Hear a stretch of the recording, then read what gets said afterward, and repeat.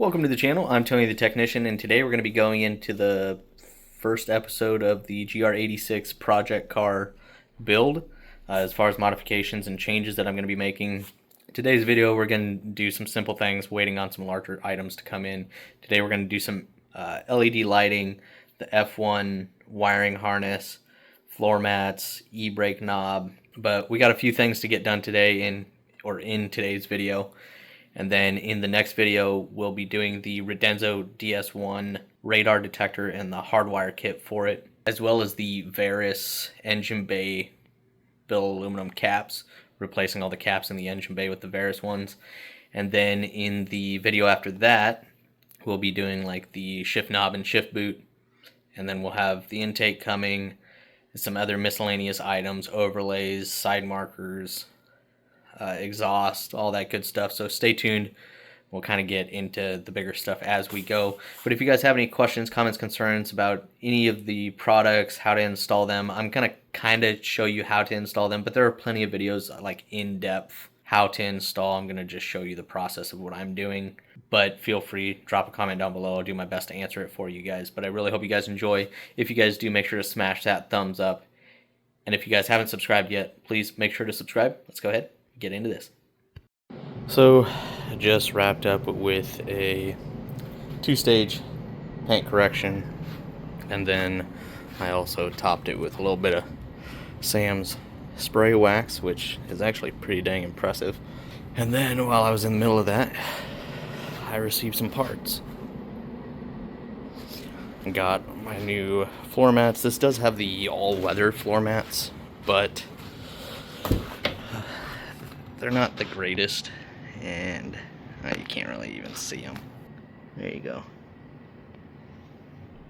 go. Of course, the dealership coated them in a Fall on Your Ass 3000.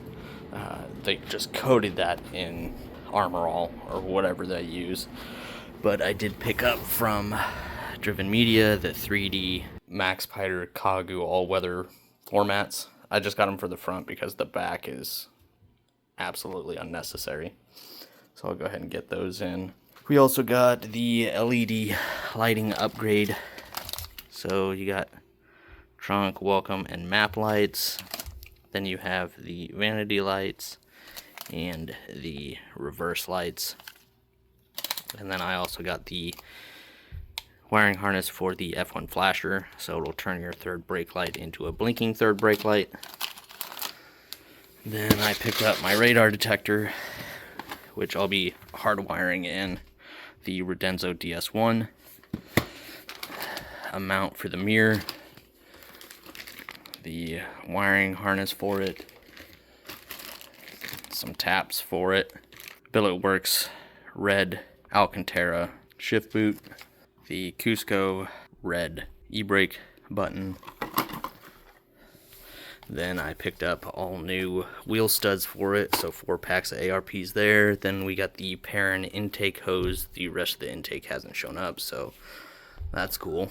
And still waiting on some stuff, so I'm gonna go ahead and get the mats in and then maybe start working on the lights. So here is the LED that will replace the door light, which is really simple and easy to do. Got your little light right here. You'll go from the front, use your plastic trim tool, pop that guy down, and you'll just slide this bulb out, which I can't do one-handed, so you'll just slide it forward and then put the new one in. If it doesn't work, then flip it around, put it in the other direction. So there she is, new bulb is installed. Pop it back up, much brighter and whiter, the way they should have been from the factory. Next we have the map lights, which are these orange lights up here, which are pretty simple as well. Pop that down. Sorry if I wasn't actually looking at the light. And then this one will pull straight down. And then you take the same style bulb from what we used in the doors, and we'll use up here. Ka-chow, we can see now.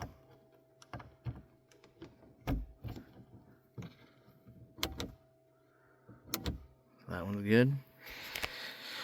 So we'll just take our cover, pop it back up into place. There you can see the difference. Way brighter.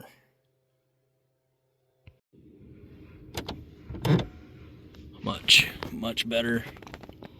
Now we have the one left for the trunk, and now the vanity lights will go here. This one is also quite easy. You can see the little tab down here. You're gonna get in here. It's gonna be really hard since doing this one-handed. There we go. And now I'm gonna shut this and let that bulb cool off because they do get hot quite fast. And we'll just get this one ready and basically just pop it into place. So here's the old vanity light and the new one. Now obviously when you go to put the new one in, you want to make sure that these diodes are facing forward. And it's easy to just touch them to the contacts to make sure you got it going the right way before you put it in. Then you can kind of straighten it up. Make sure the cover is the right way. And ka-chow, way better. So next is the trunk, which is up here, which doesn't really do much of anything, but I guess it's better than nothing. This one's in like a little squirrel cage, so you're just gonna open that guy up. Now be careful when grabbing this bulb, it's gonna be hot, so you can either shut it off or you can just get a rag and pull it out. So as you can tell, way more light. With the LED, I just ended up using a pair of pliers to grab them. Just be careful not to actually squeeze the bulb and shatter it. It comes out pretty easily. And there it is. So now we get to do the reverse lights, which is gonna be real fun since I'm up against the garage and it's like 10 degrees outside, so I won't be opening that, but we'll get it done.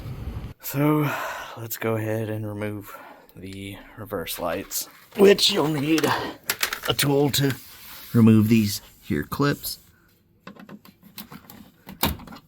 Should be 3 of them, I believe. Bear with me.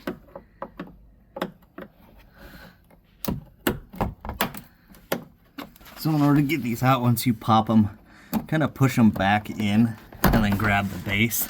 Don't push them back in all the way, but just enough, and then they'll slide out. And then we'll pop this panel off.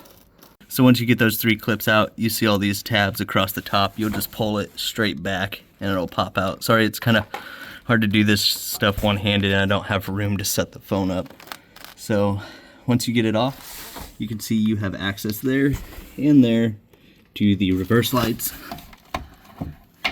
Just rotate, drop that down, and then once you put the new bulbs in, before you put everything back together, just go turn your reverse lights on and make sure that they turn on before you reassemble everything. Okay, so we'll go ahead and squeeze in here. Oh yeah. Get this thing turned on. Don't ask what that noise was. And then we will put it in reverse. And I did already check it to make sure. And putting it back together is very simple. Just push the plastic piece back into place and then put your 3 clips back in.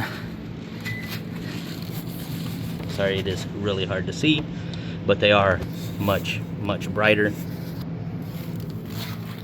And it's as simple as that. But let's go ahead and get this guy installed. It's simple, it's easy, it's quick.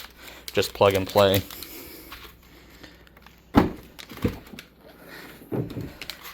You're just gonna have to remove this liner here, which is very simple.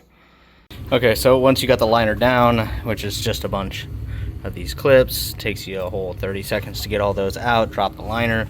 You're looking for this harness right here, which you can pinch and kind of give yourself a little bit more wiggle room. You're just going to disconnect here, and you're literally putting this in line. There it is, simple as that. a whole 10 seconds to plug that in, and then you can put that back in its spot and kind of tuck that. Now before I put the liner back on, I am going to test to make sure this works, and we're just going to simply step on the brake. So there you can see it flashes, making your car a lot more noticeable when coming to a stop or slowing down, so it's less likely to get rear-ended. Anything helps, and that's definitely a big one. So I believe that's it as far as this video, because we're going to save that. That's just the wiring for the radar detector. This, I'm waiting on the actual shift knob to show up. I got my intake hose and wheel studs up there we're waiting on, because I still need to get open-ended lug nuts.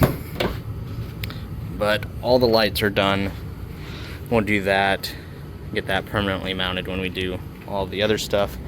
All the LEDs are done, and then I also installed the Cusco handbrake knob or button, which was easy to install. Just grab a pair of pliers. You're not going to get the button, the chrome button, off without a pair of pliers, and you might be able to save it if you're extremely careful. There's a lot of Loctite on it. I demolished mine because I knew I wasn't going to be using it again, so I wrapped it in tape and then used some pliers to remove it, but it still kind of mangled up the chrome. Not a big deal. I knew I wasn't going back to it anyways, so there's that. And stay tuned. Obviously, this is all just a lot of smaller stuff right now before we get into the intake and wheels and tires, coilovers, suspension, E85 or flex fuel. We got a gauge pod that we're going to install that's custom for the air vent. I mean, we got a lot of stuff coming, so stay tuned for that, but I really hope you guys enjoyed. If you guys did, please make sure to smash that thumbs up, and if you guys haven't subscribed, make sure to subscribe. I'll see you guys next time.